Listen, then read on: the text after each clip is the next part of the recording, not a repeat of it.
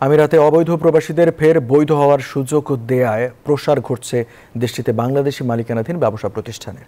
এতে সৃষ্টি হচ্ছে কর্মসংস্থান, বাড়ছে রেমিটেন্সের পরিমাণও। দুবাই থেকে আব্দুল আলিম সাইফুলের পাঠানো তথ্য ও ছবি নিয়ে ডেস্ক রিপোর্ট। দীর্ঘ ৬ বছর পর আমিরাত সরকার আবারও অবৈধ প্রবাসীদের বৈধ হওয়ার সুযোগ দিয়ে ২ মাসের সাধারণ ক্ষমা ঘোষণা করেছে। ভিসা লাগানোর পাশাপাশি যারা দেশে যেতে ইচ্ছুক তারা কোনো প্রকার জেল জরিমানা ছাড়া দেশে যেতে পারবে, এমনকি যে কোনো সময় আমিরাতে ফিরেও আসতে পারবে। এনজিওর কিস্তি প্রথমবার বিকাশ পেমেন্ট করলেই ২০ টাকা ইনস্ট্যান্ট ক্যাশব্যাক।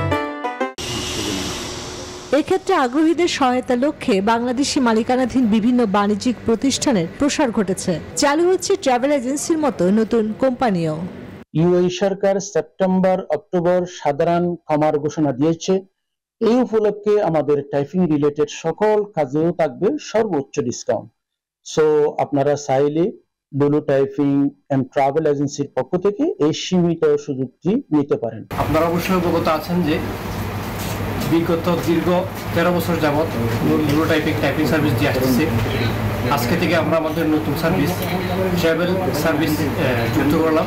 ব্যবসায়ীদের প্রত্যাশা এসব প্রতিষ্ঠানের সেবা নিয়ে আমিরাতে বৈধতা গ্রহণের পাশাপাশি বৈধ পথে রেমিটেন্স পাঠিয়ে দেশ সংস্কারে নিজেদের সম্পৃক্ত করবেন প্রবাসী বাংলাদেশিরা।